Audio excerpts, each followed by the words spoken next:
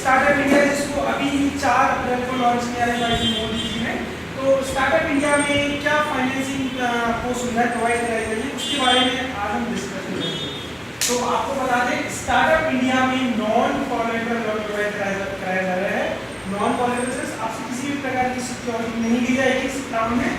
और यह है मैं आपको बता दूं ये जो लोन होगा इसमें आपको मोस्टली नेशनलाइज्ड बैंक द्वारा ही मोस्टली, बाकी अभी जो प्राइवेट बैंक हैं उनको भी इंस्ट्रक्शन है बट जो उनके द्वारा इसको इतना फॉलो नहीं किया जा रहा है। तो आप किसी भी नेशनलाइज्ड बैंक में इस लोन के लिए कांटेक्ट कर सकते हैं।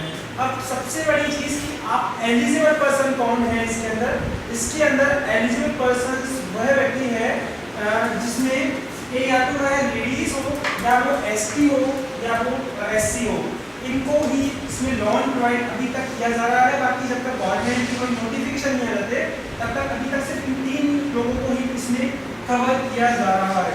और बात करें अगर अमाउंट की इसमें तो इसमें अमाउंट क्या है, इसमें अमाउंट मिनिमम 10 लाख रुपीस है और मैक्सिमम 1 करोड़ रुपए तक। तो यूज बिल्कुल तैयार हो जाइए, आपके लिए इतनी बड़ी फैसिलिटी प्रोवाइड की जा रही है। आप देश के प्रधानमंत्री ने आपके ऊपर विश्वास किया है तो आपकी भी जिम्मेदारी बनती है कि उनके लिए देश को आगे बढ़ाने का काम आप करें और तैयार हो जाइए अपने स्टार्टअप्स के लिए। अगर आपके माइंड में है कोई आइडिया तो बिल्कुल उसका ग्रुप बनाइए, टीम बनाइए, अच्छी प्रोजेक्ट रिपोर्ट तैयार कीजिए, उसकी फाइनेंशियल फिजिबिलिटी क्या है, इकोनॉमिक फिजिबिलिटी क्या है, आप अपना पूरा मैप तैयार करके आप अपने बैंक के पास पहुंच जाइए और अपनी फंडिंग्स के लिए आप लीजिए। तो नेक्स्ट थिंग इज आपकी बात करते हैं डॉक्यूमेंट्स क्या क्या जरूरत पड़ेगी।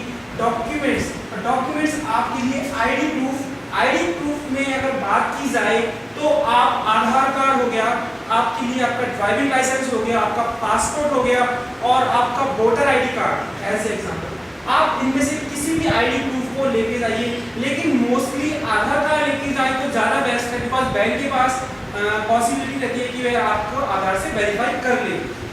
The next is registration. आप कम से कम एक MSME का रजिस्ट्रेशन जरूर कराएं। MSME का रजिस्ट्रेशन आपको उद्योग आधार के थ्रू आप रजिस्ट्रेशन करा सकते हैं। इसके अलावा MSME के अलावा आपके पास सेल टैक्स का रजिस्ट्रेशन, यदि आप कि स्टेट वाइज आपके ऊपर सेल टैक्स एप्लीकेबल होता है या सर्विस टैक्स का रजिस्ट्रेशन आपके ऊपर एप्लीकेबल होता है या शॉप एक्ट का रजिस्ट्रेशन, आप इन रजिस्ट्रेशंस की कॉपी भी साथ में एनक्लोज कर सकते हैं यदि आप अपना स्टार्टअप के बारे में सोच रहे हैं। The next thing is pan card. अब बात करें यदि आप कोई प्राइवेट लिमिटेड कंपनी खोलने की सोच रहे हैं तो पैन कार्ड कंपनी का लग जाएगा। यदि पार्टनरशिप कंपनी या LLP के रिलेशन में आप बात सोच रहे हैं, LLP sense limited liability partnership, यदि आप LLP का सोच रहे हैं या पार्टनरशिप बनाने की सोच रहे हैं तो आप उसका भी पैन कार्ड की कॉपी एनक्लोज कर सकते हैं। यदि आप इंडिविजुअल हैं या दैट्स मीन आप एक प्रोप्राइटर हैं तो अपना प्रोप्राइटर का पैन कार्ड भी लेके जा सकते हैं। Next is project report. तो प्रोजेक्ट रिपोर्ट आपकी बननी चाहिए सुपर, दैट मीन आप क्या प्रोजेक्ट लगाना चाह रहे हैं उसके बारे में पूरा डिस्क्राइब में अपना राइट कीजिए और उस रिपोर्ट को आप बैंक को दे सकते हैं। लेकिन जब बात आती है फाइनेंशियल डेटा की तो यदि आप अगर बनाने में सक्षम हैं, यदि आप उस प्रोजेक्ट के फाइनेंशियल डेटा तैयार कर सकते हैं तो आप दीजिए, अगर नहीं है तो आप किसी अच्छे financial expert as a chartered accountant या कंपनी सेक्रेटरी या किसी एडवोकेट से कांटेक्ट कर सकते हैं। The next thing is 4 photos. आपको कम से कम 4 photos, every partner, every director या प्रोप्राइटर, आप इनकी फोटो लेके जाइए। यदि आपके पास आईटीआर रिटर्न्स अवेलेबल हैं तो जरूर लेके जाइए, ये आपको और स्ट्रॉन्ग बेस क्रिएट करेगा आपके लोन के लिए। बिकॉज क्योंकि हर बैंक में लोन जो दिया जाता है उसके लिए आपका एक बार सिविल जरूर चेक किया जाता है।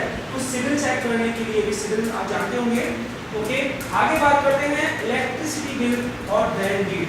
आपको बता देता हूँ कि यदि आप जिस अगर आपकी रेंटेड प्रीमाइसेस है तो आपको रेंट बिल भी बनवानी पड़ेगी। यदि आपका फैमिली का अगर आपका खुद का मकान है या खुद की स्वयं की शॉप है तो आप उसके लिए अपने रिलेटिव से NOC ले सकते हैं। NOC दैट्स मींस यदि मान लीजिए कि आपके फादर के नाम पे या फिर आपके किसी रिलेटिव के नाम पे बिल्डिंग है तो आप उनसे NOC नो ऑब्जेक्शन सर्टिफिकेट भी ले सकते हैं। साथ में इलेक्ट्रिसिटी बिल की हो गई, आपको इलेक्ट्रिसिटी बिल नहीं है तो पानी का बिल या किसी पोस्टपेड कनेक्शन का बिल भी आप अप्लाई कर सकते हैं। बाकी सर फ्रेंड्स अगर आपको कोई भी क्वेरीज है तो आप लिखिएगा जरूर मुझे आपके मेरे YouTube पेज पे, और एक बार जरूर आपको लगता है तो मुझे सब्सक्राइब जरूर कीजिएगा। Thank you very much.